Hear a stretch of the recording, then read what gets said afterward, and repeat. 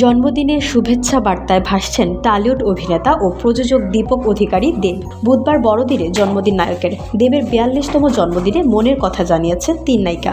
ঘটনা 2023 সালের। মুক্তি পায় দেব অভিনীত ছবি বাঘা যতীন। এ ছবির মাধ্যমেই বড় পর্দায় আত্মপ্রকাশ করেন অভিনেত্রী সৃজা দত্ত। তিনি বলেন, আমাকে তো কেউই চিনত না, সেখান থেকে আমাকে তৈরি করা, গণমাধ্যমের সামনে দাঁড় করানো, সবটাই দাদার করে দেওয়া। তিনি আমার পরিবারের মতোই হয়ে গেছেন। সৃজা জানালেন, এখনো কোনো রকম সমস্যা হলে নির্দ্বিধায় তিনি দেবের শরণাপন্ন হন। অভিনেতাও অনুজকে সেইভাবে পথ দেখান। অভিনেত্রী বলেন, আমার জীবনে খুব বড় অনুপ্রেরণা দেবদা, ওর সঙ্গে আমার সম্পর্কটা খুব অন্য রকমের। সৃজা জানালেন, অভিনয় জীবনের শুরু থেকেই তিনি চেষ্টা করছেন একই ধরনের চরিত্র না করতে। এই উপদেশ নাকি তিনি দেবের থেকেই পেয়েছেন। সেই মতো চলতি বছরের টেক্কায়ও আরও একবার দেবের সঙ্গে অভিনয়ের সুযোগ আসে তার।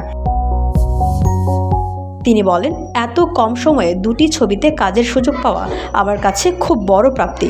তিনি বলেন, খাদানের সাফল্য দেবের প্রাপ্যই ছিল, কারণ একটা ছবির সঙ্গে শুরু থেকে দেব যেভাবে জড়িয়ে থাকেন তা না দেখলে বিশ্বাস করা কঠিন। এই অভিনেত্রী বলেন, বাংলা ছবির কথা ভেবে যেভাবে মানুষটা লড়াই করেছেন তা দেখে দাদাকে আমি কুর্নিশ জানাতে চাই।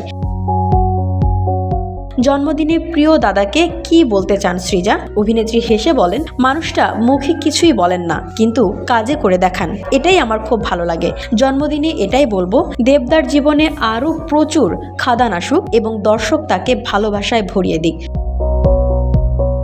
অভিনেত্রী সৌমিত্রিষা কুণ্ডুর প্রথম ছবি প্রধান, সেখানে রয়েছেন দেব। অভিনেত্রীর মতে, সুপারস্টার হিসেবে দেবের থেকে শেখার কোনো শেষ নেই, কারণ দেব সাফল্য পাওয়ার পরও মাটিতে পা রেখে হাঁটতে ভুলে যাননি। সৌমিত্রিষা বলেন, আমাকে যখন কেউ দেবের হিরোইন বলে তখন সত্যিই গর্বিত বোধ করি।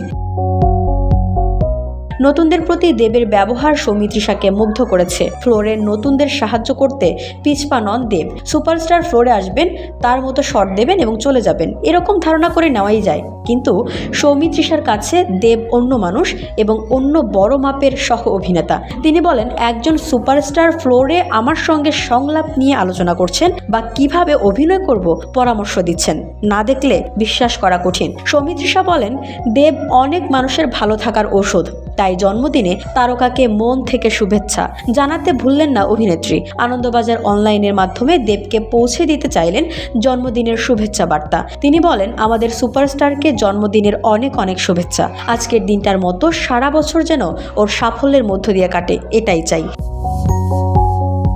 টালিপাড়ায় দেবের সঙ্গেই ইধিকা পালের প্রথম ছবি খাদান। বক্স অফিসে ছবির ব্যবসার রমরমার পাশাপাশি অভিনেতাকে নিয়ে আপ্লুত অভিনেত্রী। দেবের সঙ্গে কাজের অভিজ্ঞতা স্বল্প পরিসরে তিনি ব্যক্ত করতে রাজি নন, তবে সুপারস্টারের একাধিক গুণ তাকে আকর্ষণ করে। ইধিকা বলেন, আমি তো এক অর্থে ইন্ডাস্ট্রিতে নতুন, কিন্তু নতুনদের যেভাবে তিনি সুযোগ দেন তা বিরল ঘটনা।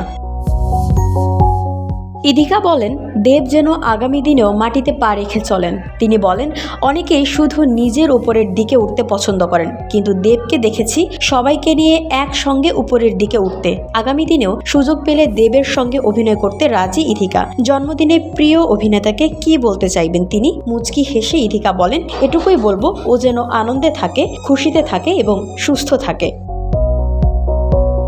VOD Bangla news desk.